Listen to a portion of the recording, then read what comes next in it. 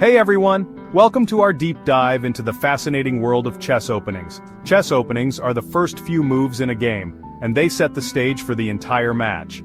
Today we're going to explore one of the most intriguing and strategic openings out there.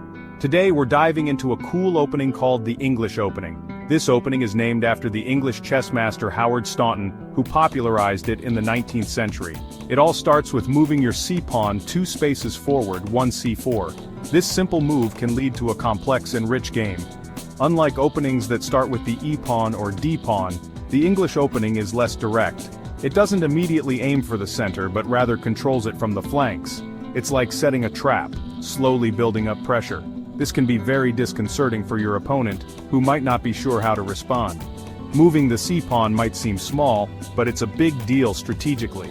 It allows you to develop your pieces harmoniously and prepare for a strong middle game.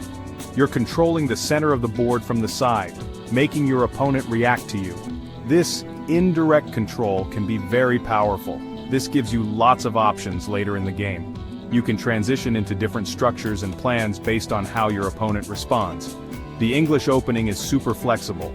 It can transpose into other openings like the Catalan or the King's Indian attack, giving you a wide range of strategies to choose from. It's not about quick attacks, but more like a python squeezing its prey. You gradually improve your position and restrict your opponent's options. It's great for players who like to move their pieces to good spots and create weak points in their opponent's defenses. By doing so, you can slowly but surely gain a decisive advantage. The English opening has a rich history and has been used by many world champions. Studying it can give you a deeper understanding of chess strategy and improve your overall game. So next time you sit down at the board, consider giving the English opening a try. It might just become your new favorite way to start the game. Thanks for watching, and happy playing. One of the coolest things about the English opening is how flexible it is. This opening allows for a wide range of strategies and can adapt to various responses from your opponent. It's like having a Swiss Army knife in your chess toolkit. It can change into other openings depending on what your opponent does. This means that you can keep your opponent guessing and maintain the element of surprise throughout the game. This can be good and bad. On one hand, it gives you a lot of options and can throw your opponent off balance.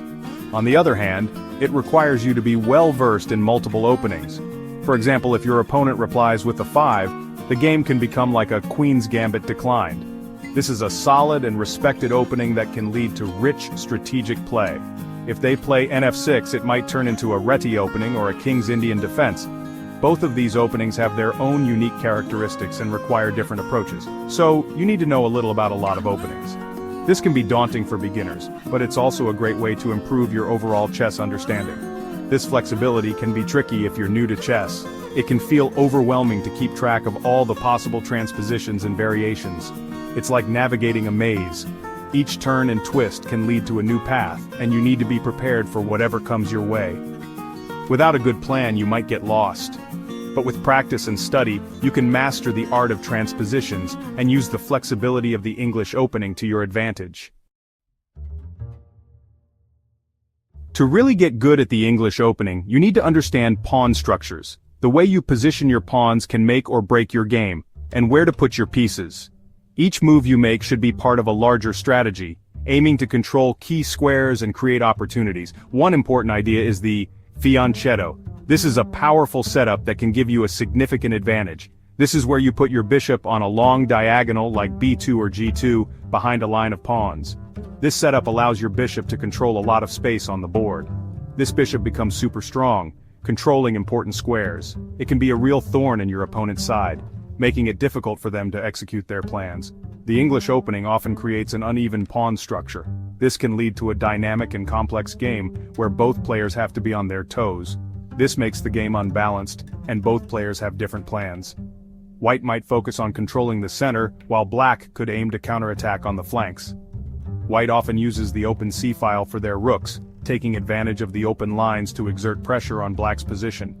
While black might try to attack the d4 square, this square is a critical point of contention, and controlling it can give black a strong foothold in the game. Understanding these pawn structures is really important. They dictate the flow of the game and can determine the success of your overall strategy. It's not just about memorizing moves but understanding why you make them. This deeper understanding will help you adapt to different situations and become a more versatile player. Let's talk about two special variations in the English Opening, the Symmetrical Variation and the Reversed Sicilian. In the Symmetrical Variation, black copies white's moves, creating a mirror image. This leads to fights for important squares. The Reversed Sicilian is more aggressive. Black attacks white's control of the d4 square, making the game exciting and unbalanced. This variation needs careful planning and quick thinking. We can't talk about the English Opening without mentioning the Botvinnik System. It's named after a famous chess player, Mikhail Botvinnik. You start with c4, then g3 and bg2. The idea is to attack the king's side. The Botvinnik System is complicated, but it can be really strong if you know how to use it. It gives white good attacking chances. Here are some tips for playing the English Opening. First, understand the main ideas, not just memorized moves. Focus on coordinating your pieces, moving your pawns, and making weaknesses for your opponent. Second, try different move orders. The English Opening is all about being flexible. Find positions you like to play. Lastly, watch how good players use the English Opening. This will help you learn the strategies and tactics. The English Opening is a cool way to play chess.